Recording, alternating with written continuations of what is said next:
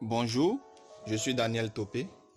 Pour moi, l'océan, c'est plus de la moitié de l'oxygène que nous respirons, une faune qui constitue notre première source de protéines animales, le régulateur de notre climat. L'océan, c'est aussi le balsamique déferlement des vagues, des moments de tranquillité et de détente à partager. Malheureusement, la pollution marine ainsi que le réchauffement dû aux activités humaines constituent des menaces pour la faune aquatique, le climat mondial et donc pour la vie sur Terre.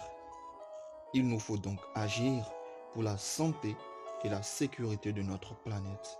Il nous faut prendre soin de l'océan comme il prend soin de nous.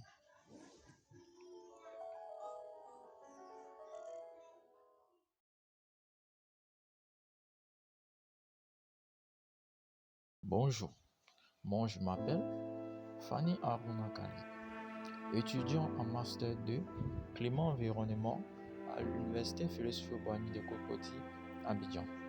Aujourd'hui, nous allons parler un peu plus de l'importance de l'océan. Saviez-vous? L'océan et les mers occupent près de 70% de la planète Terre et les plantes océaniques fournissent près de la moitié de l'air que nous respirons. L'océan est également un lieu d'habitat pour des êtres aquatiques.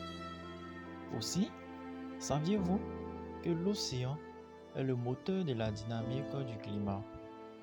L'eau de mer, une fois réchauffée, commence à s'évaporer rapidement. De grandes étendues de vapeur transfèrent de la chaleur des océans issue du rayonnement solaire vers l'atmosphère. La capacité de l'océan à transporter de l'énergie peut avoir des conséquences dévastatrices sur le continent. Alors, l'océan permet également de prédire toutes les catastrophes naturelles qui pourront s'abattre sur notre continent et nous donne une information claire sur la variabilité climatique. D'où l'importance d'étudier l'océan et ses interactions afin de mieux comprendre la dynamique du climat pour prédire les catastrophes naturelles et de sauver de nombreuses vies.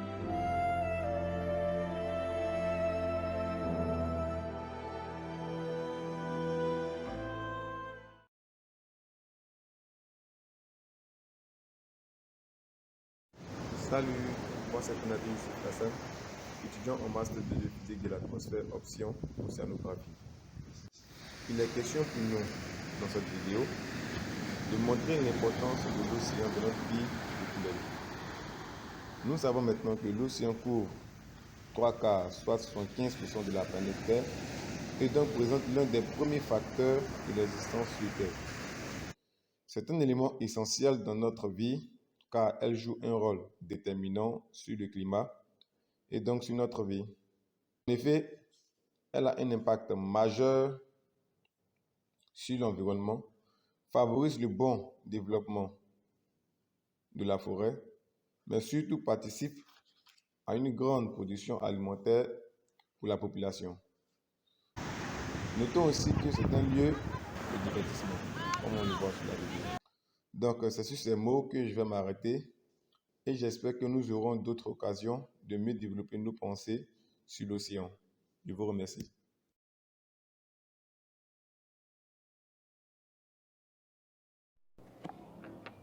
Bonjour, je suis Évariste Zaïbo de l'Université Félix-Houphouët-Boigny d'Abidjan. Je suis de la Côte d'Ivoire. Je voudrais vous présenter un bref aperçu de l'océan à l'occasion de la Journée mondiale de l'océan que nous célébrons tous. Vaste étendue d'eau salée, l'océan recouvre la quasi-totalité de la surface du globe terrestre, soit environ 70% de la surface de la planète Terre. Il existe en effet 5 grands bassins océaniques sur la Terre, à savoir le Pacifique ou l'océan Pacifique. D'une superficie de 165 250 000 km², le Pacifique est non seulement le plus grand de tous les océans, mais aussi le plus profond. Il recouvre un tiers de la surface de la planète Terre et 43% de la surface océanique. L'océan Atlantique. Il est d'une superficie de 106 400 000 km², soit 28% de la surface océanique. L'Atlantique est le deuxième plus grand océan de notre planète. Il est assez profond et reçoit de grandes quantités d'eau douce, comme l'Amazone, le Congo et le Saint-Laurent. L'océan Indien, d'une superficie de 113 556 000 km², soit 19,4% de surface océanique. L'océan Indien est situé au sud de l'Asie, entre l'Afrique et l'Australie. Il est quasi présent que dans l'hémisphère sud. Nous avons aussi l'océan austral, ou encore appelé l'océan Antarctique. Avec une superficie de 20 327 000 km², soit 5,4% de surface océanique, l'océan austral entoure le continent antarctique et ses limites sont moins nettes par rapport aux autres. Enfin, l'océan Arctique. Il est d'une superficie de 14 090 000 km², soit 3,7% de surface océanique. Il est centré sur le pôle Nord et est de petite taille et est très peu profond.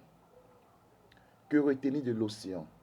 Par-dessus tout, il faut savoir que l'océan abrite la majorité des espèces vivantes sur notre planète, soit 50 à 60% des espèces vivantes, et génère plus de 60% des besoins vitaux de notre écosystème.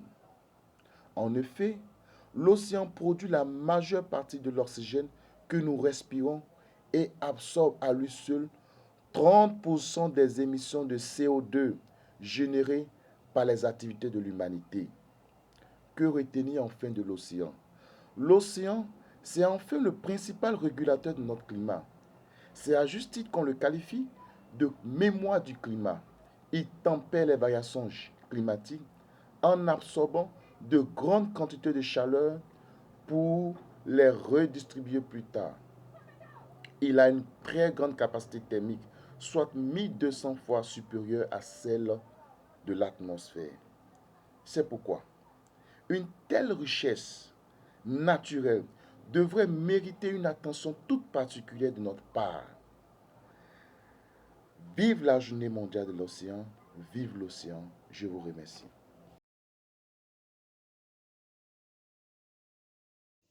Bonjour, moi c'est Kone Mamadou, étudiant en deuxième année de thèse géosciences et environnement. Dans cette vidéo, je vous parlerai de l'océan. Les océans, souvent appelés espaces bleus, font partie des belles choses que je souhaiterais voir chaque jour, car le simple mouvement apaise l'esprit. En plus de leur effet bénéfique sur la santé mentale, les océans abritent de nombreuses espèces. Ils régularisent le climat grâce à la circulation thermohaline qui transporte les eaux chaudes de l'équateur vers les pôles. Ils sont aussi les principaux producteurs de l'oxygène que nous respirons. De ces quelques rôles de l'océan, nous pouvons dire que l'océan est très essentiel sur la Terre. Je vous remercie.